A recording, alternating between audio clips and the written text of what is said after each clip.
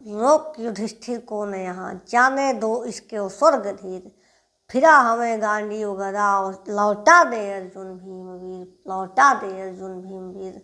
नमस्कार दर्शकों, मैं हूं अंकिता दुबे दर्शन, आप देख रहे हैं संगीत साहित्य मंच। दर्शकों, आज हम एक विशिष्ट विषय पर चर्चा करने हेतु प्रस्तुत हैं। जैसा कि आजकल सोशल मीडिया पर होड़ मचा हुआ है कि मैथिली ठाकुर जी को बिहार के अलीनगर से चुनाव लड़ने के लिए बीजेपी द्वारा उन्हें टिकट दिया गया है। इस पर बहुत से लोग घमासान विरोध कर रहे हैं, बहुत से लोग समर्थन कर रहे हैं। तो एक चिंतनशील, मननशील तथा एक जागृत नागरिक होने के नाते हमारा कर्तव्य बनता है कि इस पक्ष पर अपनी विचारधाराएं, अपने विचारों को प्रकट करें और इसका एक सकारात्मक विश्लेषण करें। सो आइए आप सभी लोग हमारे साथ इस विश्लेषण में सम्मिलित हों और हमारे वीडियोज को शेयर करें और चैनल को सब्सक्राइब करें तथा कमेंट करके अपनी प्रतिक्रिया अवश्य दें। क्या हमारा विश्लेषण उचित अनुचित है? सो आइए इस विषय पर हम बात करेंगे। महत्वपूर्ण 3 फैक्ट पर बात करेंगे। यहाँ किसी का विरोध नहीं है, किसी का समर्थन नहीं है, क्योंकि हमें किसी से राजनीतिक लाभ तो प्राप्त करना नहीं है। हम लोग धर्म चिंतनशील प्राणी हैं, जागरूक नागरिक हैं। सो हमारा कर्तव्य बनता है इस पर प्रकाश डालें। इस पर 3 फैक्ट है, 3 बिंदु है जिस पर हम चर्चा कर सकते हैं। पहला बिंदु यह है कि मैथिली जी को क्या राजनीति में आना चाहिए था। दूसरा पक्ष यह है कि क्या बीजेपी को इन्हें टिकट देना चाहिए था। और तीसरा फैक्ट यह है कि यदि ऐसे ही लोगों को टिकट दिया जाएगा तो जनसाधारण या जनमानस पर क्या प्रभाव पड़ेगा, राजनीति में क्या बदलाव देखने को मिलेगा। तो पहले फैक्ट पर हम चिंतन करते हैं कि क्या इन्हें टिकट लेना चाहिए था। तो हम आपको एक बात बता दें, प्रत्येक मनुष्य अपने गुण और धर्म के अनुसार कार्य करे तो कार्य ज़्यादा अच्छा होगा। जैसे यदि आप के पेट में प्रॉब्लम है, लीवर खराब है और आप हृदय रोग विशेषज्ञ डॉक्टर के पास जाएंगे तो वो आपका सटीक से इलाज नहीं कर पाएगा, क्योंकि उसका उस विषय में चिंतन नहीं है। और ऐसे ही यदि मैथिली जी जो हैं वो बहुत अच्छी संगीतकार हैं, बहुत अच्छी गायिका हैं। आज तक उन्होंने तो कोई ऐसा गीत नहीं गाया है जो बड़े बड़े संगीतकार जैसे रफ़ी किशोर मुकेश जैसे गायकों ने गाए हैं। यद्यपि लोक संगीत के माध्यम से इनका बहुत नेम फेम है और काफ़ी इनका पॉपुलरिटी है, प्रतिष्ठा है समाज में। सो ऐसे परिस्थिति में अपनी मूल स्वभाव को छोड़ करके राजनीति में कूदना मेरे विचार से उचित नहीं था, क्योंकि उनको संगीत में जो पद है, जो प्रतिष्ठा है, उनका जो ऊंचा कद है वह धूमिल हो रहा है, लोग उसका विरोध कर रहे हैं। एक चिंतनशील मनुष्य को चाहिए कि वह अपने गुण और स्वभाव को समझे, हम किस क्षेत्र में ज़्यादा अच्छा कर सकते हैं। जैसे अभी हम ही को देख लें, हमको कोई विज्ञान के क्षेत्र में कुछ करने के लिए कहे तो हम तो भाई हाथ जोड़कर मना कर देंगे कि हम नहीं जाएंगे, आप हमको करोड़ों रुपए दीजिए, नहीं जाएंगे, क्योंकि उस विषय में हमारी गति नहीं है। सो ऐसे परिप्रेक्ष्य में हमें नहीं लगता इनको जाना चाहिए। और इन्होंने कहा है कि हम राष्ट्र का कल्याण करेंगे, राष्ट्र चेतना विकसित करेंगे। यद्यपि इनसे पूछा जाए कि राष्ट्र और राज्य में अंतर क्या है, संविधान क्या है, अधिकार क्या है, स्वतंत्रता, समानता और सामाजिक न्याय क्या है, तो शायद ये न बता पाए, क्योंकि इन्हें राजनीति का ABCD नहीं ज्ञात है। हाँ, इनसे संगीत के संदर्भ में पूछेंगे तो बहुत अच्छा बताएंगी। संगीत के क्षेत्र में ये काम करें तो बहुत आगे जाएंगी और अपनी प्रतिष्ठा को और अच्छा करेंगे। कहा गया है ना कि अकीर्तिम चापि भूतानि कथिष्यन्ति ते व्ययाम संभावितस्य चा कीर्तिम मरणादरि विच्यते। अर्थात जिस व्यक्ति की कीर्ति नष्ट हो जाती है उसके लिए वो मृत्यु के समान है।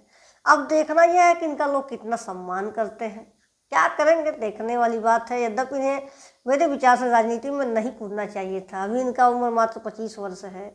अपने आप को परिपक्व होने देना चाहिए था उस विषय के लिए, और संगीत के लिए ही इन्हें अच्छा कार्य करना चाहिए था। और रही बात इनका लोकहित का, तो अभी जब इनके पास पद इतना ज़्यादा प्रतिष्ठा है, इतनी ज़्यादा पैसा है, 5-5 लाख रुपए तो 2 लाख 3-3 लाख रुपए लेकर के ये कार्यक्रम करती हैं। किसी गरीब के यहाँ इन्होंने कभी कार्यक्रम नहीं किया और न करना चाहेंगी। कुछ लोग तो कह रहे हैं कि इनके गांव वाले 5 लाख रुपए नहीं दिए तो ये प्रोग्राम करना बंद कर दी थी। तो क्या ऐसा व्यक्ति राष्ट्र का कल्याण कर पाएगा? कभी नहीं करेगा। अच्छा, एक बात और बताइए, इन्होंने कहा था कि हमें राष्ट्र और देश की सेवा के लिए हमें पद चाहिए, पावर चाहिए। तो क्या पद और पावर वाला व्यक्ति ही राष्ट्र का कल्याण करेगा, राष्ट्र का हित करेगा? ऐसा नहीं है। भगत सिंह, अशफाक उल्लाह खां, सुखदेव, हमारे चंद्रशेखर आज़ाद, मंगल पांडे जैसे लोग जो जो आज़ादी के ऐसे मतवाले थे कि जब वो फांसी के फंदे पर चढ़ रहे थे तो ऐसे मस्ती में चढ़ रहे थे, मृत्यु को ऐसे स्वीकार किए जैसे वो अपनी पत्नी को गले लगाते हैं। ऐसे लोग तो कभी नहीं चाहे कि उन्हें पद मिले, प्रतिष्ठा मिले। वो जानते थे कि हम आज़ादी के लिए लड़ रहे हैं, हमें कोई पद नहीं मिलेगा, कोई राजनीतिक लाभ नहीं होगा। यद्यपि अपने धर्म के पालन के लिए इन्होंने मृत्यु को स्वीकार किया और आज़ादी का बिगुल बजा दिए। ये तो कभी नहीं कहे कि हमें राष्ट्र सेवा के लिए, सामाजिक सेवा के लिए, जनमानस की सेवा के लिए हमें किसी पद और प्रतिष्ठा की आवश्यकता है। इनका ये बात निराधार है। यद्यपि जो भी कर रही हैं अच्छा ही है, क्या करना है। अब दूसरे फैक्ट पर हम चर्चा करते हैं कि अब बीजेपी को टिकट देना चाहिए था। तो यदि बीजेपी वाले या कोई पार्टी हो, भारतीय जनता पार्टी तो मूल रूपेण हम भी इसका समर्थन किए हैं और करते भी हैं। मुझे नहीं लगता कि इनको टिकट देना चाहिए था, क्योंकि ये गलत भी है। यदि आप ऐसे ही बच्चों को, गाने वाले, नाचने, मतलब हर प्रकार के जो मनोरंजन वाले हैं, जो बहुत ज़्यादा पॉपुलर हैं, ऐसे लोगों को आप टिकट देंगे तो जनमानस के पास एक संदेश जाता है कि जो प्रतिष्ठित है, जो बड़ा है, जिसके पास नेम फेम है, वही टिकट पाएगा, वही राजनीति में आएगा। और उस बच्चे का क्या होगा जो आपके लिए संघर्ष कर रहा है, आपके लिए लगातार प्रयासरत है, कभी विधायकी के लिए तो कभी जिला पंचायत के लिए, कभी किसी न किसी पद के लिए, जिसके अंदर योग्यता है, राजनीति का पूर्ण ज्ञान है, जिसको पता है कि नेता किसे कहते हैं। ऐसे लोगों को आप कब लाएंगे? नेता है कौन? जिसके अंदर नेतृत्व की क्षमता है, जिसके अंदर गाने की क्षमता है, वो नेता थोड़े ना है, वो गायक है। जिसके अंदर बजाने की क्षमता है, वो वादक है, वो नेता नहीं है। नेता का अर्थ है जिसके अंदर नेतृत्व करने की क्षमता हो, वो अपनी बातों को, पब्लिक को रोक सके और यथार्थ बात को कह सके। जैसे हमारे नरेंद्र मोदी जी हैं, अटल बिहारी वाजपेयी जी हैं, सब नेता थे। अटल बिहारी वाजपेयी जी कैसे थे? महापुरुष थे। तो मुझे नहीं लगता कि इन्हें देना चाहिए था। ये एक अपरिपक्व निर्णय है। यह एक परिपक्व पार्टी का सोच नहीं दर्शाता है। समाज में गलत संदेश जा रहा है। लोग यही समझेंगे कि हम अगर देश की सेवा करना चाहें तो हमको पॉपुलर होना चाहिए, हमारे पास पैसा होना चाहिए, हमारे पास प्रतिष्ठा होना चाहिए। ऐसा व्यक्ति तो जो बड़े बड़े पढ़े लिखे लोग हैं, जिनके अंदर बहुत योग्यता है, जो PhD होल्डर भी हैं, ऐसे लोगों को नज़रअंदाज किया जा रहा है, उनको अवसर नहीं दिया जाएगा तो समाज को गलत संदेश जाएगा। आइए हम तीसरे बिंदु पर चर्चा करते हैं कि क्या ये उचित है, और यदि ऐसा होता रहा तो समाज पर क्या प्रभाव पड़ेगा। पहली बात तो ये कि यदि ऐसा होता रहा तो समाज को गलत संदेश जाएगा।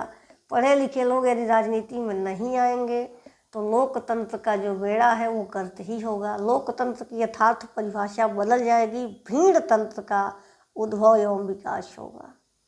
पता है, जवाहरलाल नेहरू के शासनकाल में रामधारी सिंह दिनकर जैसे ओजस्वी कवि थे, जिन्होंने उनका विरोध करते हुए कहा कि रोक युधिष्ठिर को न यहाँ जाने दो, इसको स्वर्गधीर फिरा हमें गांधी गदा लौटा दे अर्जुन भीमवीर। और जवाहरलाल नेहरू जैसे कह सकते हैं कि हमारे भारत के प्रथम प्रधानमंत्री थे, उन्होंने उसको सहा, अपनी आलोचनाओं को सहे। तो रामधारी सिंह दिनकर जैसे ओजस्वी लोगों का उदय कैसे होगा, एक सहनशील नेता का उदय कैसे होगा? पढ़े लिखे प्रतिष्ठित लोगों का इस प्रकार तो लोप हो जाएगा, हरासमेंट हो जाएगा। ऐसा तो एक बात कहेंगे हम खुल करके, बीजेपी के शासनकाल में विशेष रूप से देखने को मिला है कि अभिनेताओं को, गायकों को, संगीतकारों को, प्रसिद्ध लोगों को ही टिकट दिया जा रहा है। बाकी पढ़े लिखे लोगों का यहाँ पता नहीं क्या हो गया है, गड़बड़ है, ऐसा नहीं होना चाहिए और ये गलत है। और हम गलत सही क्या ही बोले, हमारा एक स्वतंत्र पक्ष है जो हम बता रहे हैं कि हो क्या सकता है और इसका एक स्वतंत्र विश्लेषण है। यद्यपि जो भी हो रहा है ठीक है, आने वाले समय में देखेंगे कि मैथिली जी अपनी प्रतिष्ठा को क्या करती हैं और इस कार्य में वो कितना सफल होती हैं। और उनका जो ये बीजेपी के पक्ष से चुनाव लड़ने का निर्णय है, उसके लिए उन्हें अग्रिम शुभकामनाएं हम प्रेषित करेंगे संगीत साहित्य मंच के टीम की ओर से। सो दर्शकों, बहुत बहुत धन्यवाद। वीडियो को शेयर करें, चैनल को सब्सक्राइब करें, लाइक करें, कमेंट करें। कुछ गलत बोले हो तो भी बताएं।